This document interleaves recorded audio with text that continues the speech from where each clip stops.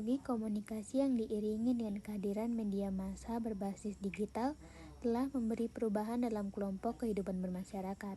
Semua kita dimudahkan mendapat berbagai informasi dari hal yang paling baik sampai hal yang paling buruk, ataupun dengan mudah kita bisa mengetahui perkembangan apa saja yang terjadi melalui internet. Informasi yang didapatkan melalui internet tidak bisa dibendung karena setiap detik ada saja informasi yang dimasukkan melalui berita, Facebook, WhatsApp, Line, dan media sosial lainnya. Besarnya pengaruh negatif internet tersebut kalau tidak dibendung dengan berbagai kegiatan internet yang aman dikhawatirkan akan merusak generasi mendatang. Padahal internet juga menyediakan berbagai informasi yang bermanfaat bagi masyarakat.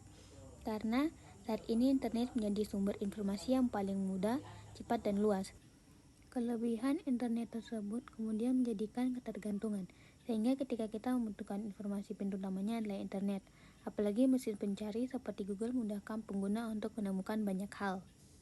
Media sosial saat ini tidak hanya dipandang sebagai ajang bersosialisasi di dunia maya semata, namun sudah berkembang menjadi ajang menuangkan ide-ide dalam pribadi seseorang yang berkaitan dengan banyak aspek serta membagikannya kepada orang lain. Pengaruh media sosial seringkali digunakan untuk mempengaruhi opini-opini publik yang menggunakan media sosial tersebut. Banyak berita-berita beredar di media sosial yang disalahgunakan sebagai ajang propaganda negatif untuk suatu kepentingan tertentu. Teknologi komunikasi ponsel yang berkembang setiap saat semakin canggih saat ini, serta semakin mudahnya setiap orang mengakses informasi, baik berita, hiburan, media sosial, dan lainnya. Ini dikarenakan mudahnya mengakses internet melalui ponsel cerdas atau smartphone. Dalam melakukan aktivitas komunikasi melalui internet, seseorang memanfaatkan jaringan yang saling terhubung antara satu perangkat dengan perangkat lainnya. Internet yang saat ini dengan mudahnya diakses melalui ponsel cerdas atau smartphone, seringkali membuat seseorang menjadi ketagihan sehingga tidak mengenal waktu untuk mengaksesnya. Saat ini, media sosial seolah tak terpisahkan dari warga yang hidup di era milenial ini. Para penggunanya bisa dengan mudah berpartisipasi, berbagi, dan menciptakan isi meliputi blog, jejaring sosial, wiki, forum, dan dunia virtual. Salah satu hal yang paling utama dan harus diperhatikan saat menggunakan medsos adalah bagaimana kita melindungi hal-hal berbau privasi agar tidak diketahui banyak orang. Pertama, batasi pencantuman profil pribadi. Kedua, selektif dan kenali siapa yang ada di medsos kita. Jika kita mengenal seorang di medsos dan kebetulan teman lama, tidak apa-apa untuk sekedar bernostalgia. Namun, bila tidak mengenalnya sama sekali dan tidak ada hubungan dengan teman lainnya, sebaiknya berhati-hati dan selektif. Ketiga, percakapan seperlunya. Untuk menghindari hal-hal yang tidak diinginkan dalam bermedsos, berikut beberapa hal sebagai pegangan agar menjadi bijak dalam menggunakan medsos. Yang pertama, hati-hati dalam menyebarkan informasi pribadi, privasi ke publik seperti nama lengkap, alamat, nomor telepon, atau informasi pribadi lainnya. Yang kedua, senantiasa gunakan etika atau norma saat berinteraksi dengan siapapun di medsos. Apapun yang kita posting akan terlihat oleh publik. 3. Hati-hati terhadap akun yang tidak dikenal. Bisa jadi akun itu tidak bisa dipertanggungjawabkan. 4. Pastikan postingan di akun media sosial tidak mengandung unsur sara, suku, agama, ras, dan antar golongan.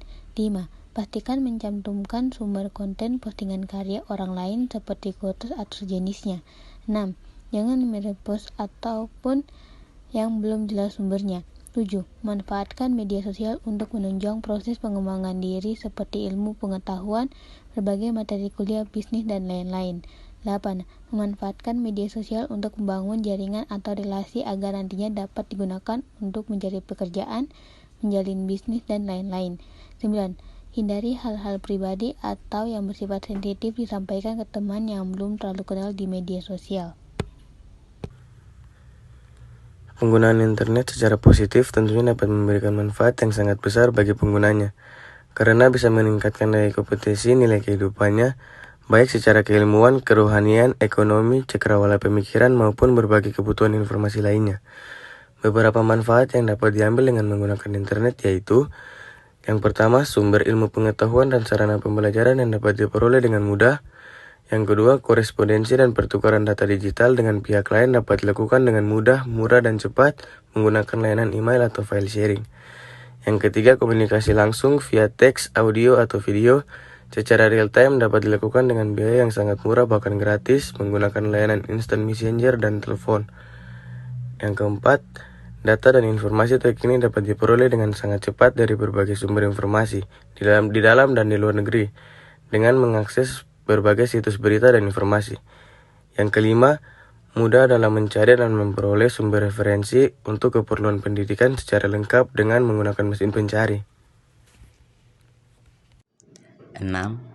Lebih cepat dan mudah dalam memperluas jaringan pertemanan secara nasional dan global dengan menggunakan berbagai situs pertemanan. 7. Dapat memperoleh beragam hiburan dengan variasi yang sangat banyak dari seluruh dunia dengan mengakses situs video sharing, online radio, dan lain-lain. 8. Transaksi bisnis dapat dilakukan lebih cepat dengan menggunakan layanan e-commerce, online banking, dan lain-lain. 9. Sarana promosi ataupun komunikasi bagi berbagai produk, institusi bisnis atau perusahaan, lembaga pendidikan, lembaga pemerintah, swasta maupun lembaga sosial. 10. Sarana apresiasi seni budaya, sarana komunikasi pertemanan seperti yang tengah marak dewasa ini seperti Facebook, Twitter, Kaskus, Friendcenter, dan lainnya. 11.